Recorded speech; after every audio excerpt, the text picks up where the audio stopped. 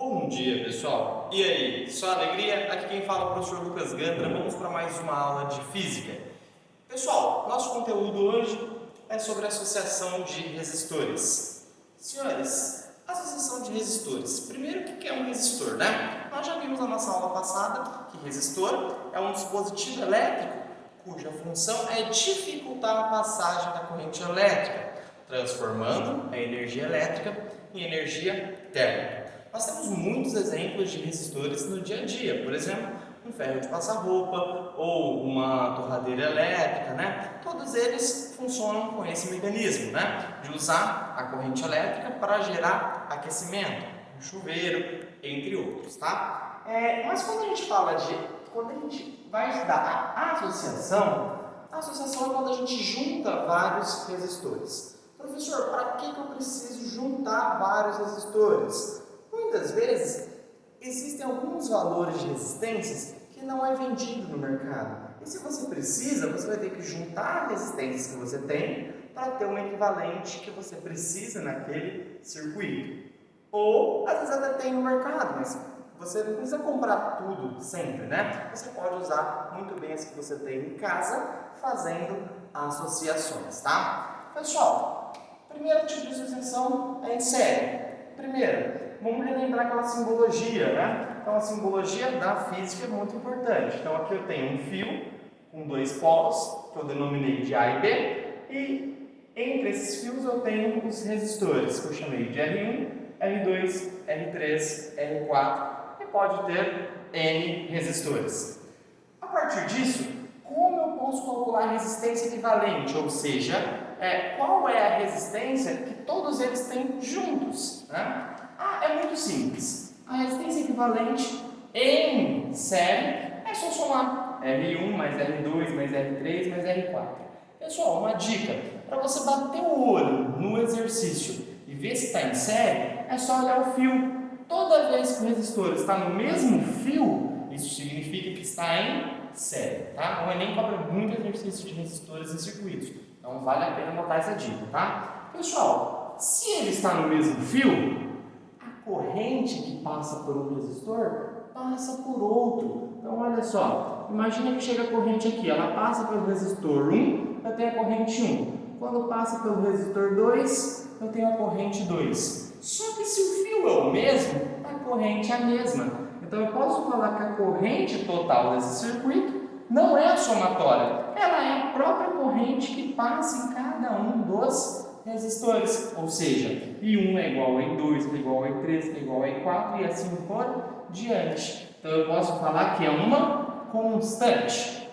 Agora, lembra lá da primeira lei de Ohm? A primeira lei de Ohm nós tínhamos visto o RUI, a resistência é igual à razão da tensão e da corrente. Se a resistência pode ser diferente, mas a corrente é igual, a única explicação é que as tensões U sejam diferentes. Portanto, quando eles estão no mesmo fio, eu tenho a mesma corrente, mas não tenho a mesma tensão, porque quando a corrente chega, cada resistor trata ela de uma forma diferente. Por exemplo, o resistor mais fraco deixa passar mais corrente, o resistor mais forte deixa passar menos corrente, e assim por diante. Então aqui eu vou ter uma diferença de potencial, que é a tensão em cada um. Então eu tenho a tensão no resistor 1, a tensão no resistor 2, a tensão do resistor 3 e assim por diante. E como eu posso saber a tensão total? Somatória das tensões. 1, 2, 3 e 4.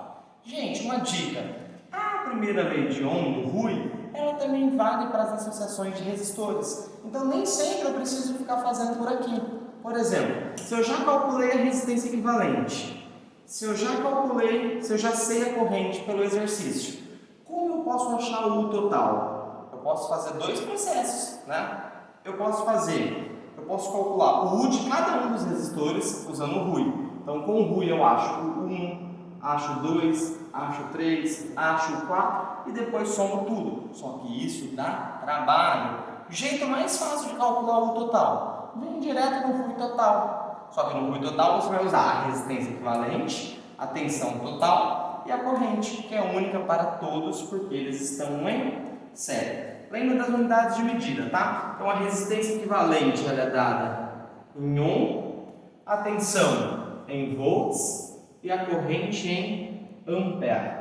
Pessoal, é importante na física a gente saber as unidades para não ficar colocando informação errada no exercício. Por exemplo, se o exercício te deu uma informação em ampere, você só pode pôr na corrente. Se você colocar na tensão, vai dar totalmente errado o seu cálculo, tá? Então, usa isso a seu favor. Pessoal, outro tipo de associação é em paralelo. Quando eu sei que está em paralelo, professor? Quando eles estiverem em fios diferentes. Olha só, aqui eu tenho o polo A e B, igual aqui eu tinha antes.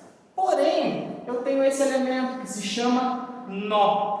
Esse nó faz com que eu tenha fios diferentes na minha associação. Por exemplo, aqui eu tenho o fio 1, o fio 2 e o fio 3. Como eu sei? A corrente chega aqui, uma corrente total. E essa corrente total ela vai se dividir. Vai um pedacinho para cima, vai um pedacinho para o meio e vai um pedacinho para baixo. Pessoal, como podemos calcular as grandezas aqui para a associação em paralelo? Primeiro, resistência.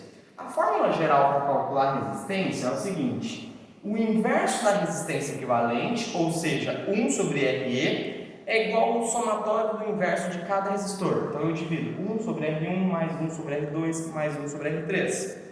Isso daqui, muitas vezes, vai dar em MMC e acaba deixando o exercício um pouco mais longo. São poucos exercícios que eu costumo resolver por essa relação. Existem essas duas dicas mais fáceis que ganham muito tempo na resolução de exercícios. Observe o seguinte: se eu tiver vários resistores aqui na minha associação em paralelo e eles tiverem resistências iguais, como assim resistências iguais? Todos são 10 ohm, todos são 20 ohm. Você pega a resistência de um deles, porque todos são iguais, e divide pelo N, que é o número de resistores. Por exemplo, se eu tenho aqui 30, 30 e 30, 30 dividido por 3 dá 10 ohms a resistência equivalente. Só que eu só posso usar se as resistências forem iguais. Outra dica também que eu gosto de usar muito, né? Se eu tiver apenas dois resistores, só que diferentes, por exemplo, um de 6 e um de 8. O jeito mais fácil é fazer pela regra do produto e soma. Como assim? Resistência equivalente, ela vai ser o produto das resistências 1 e 2 dividido pela soma das resistências 1 e 2. Tá? Então, nesse caso, você ganha bastante tempo fazendo por essa dica. E, em último caso, se eu tiver vários resistores, um diferente do outro, aí eu vou ter que usar realmente esse caso geral. Tá? Pessoal, só para fechar, nós precisamos entender a tensão e a corrente. Gente, como todos eles estão entre o A e B, que é a mesma diferença de potencial, todos eles têm o mesmo U, que é a tensão. Ou seja, a tensão colocada entre o A e B vai ser a mesma tensão para 1, 2 e 3. Agora, a corrente vai ser diferente, porque aqui existe uma corrente total que chega no nó e o nó distribui as minhas correntes. Isso é fácil de perceber. A corrente que chega tem que ser igual ao somatório das correntes que saem, tá? É lei básica da física, né? Nada se perde, nada se cria, tudo se transforma. Então, nesse caso, a gente não tem como destruir corrente elétrica. Se chega uma corrente total, o que sai vai ser o somatório das correntes. I1 mais I2 mais I3. E, de novo, aquela mesma dica lá da série vale também aqui para o paralelo. A resistência equivalente eu posso usar no RUI total, usando a resistência equivalente, a tensão, que é uma só para todos, e a corrente total. Então eu não preciso ficar vindo aqui calculando corrente por corrente e somando. Se eu souber a resistência equivalente a partir de qualquer uma dessas relações e souber a tensão, eu posso determinar direto a corrente total. Tá bom? Pessoal, um abraço, obrigado por essa aula. Foi bonito, foi intenso, foi verdadeiro, mais sincero.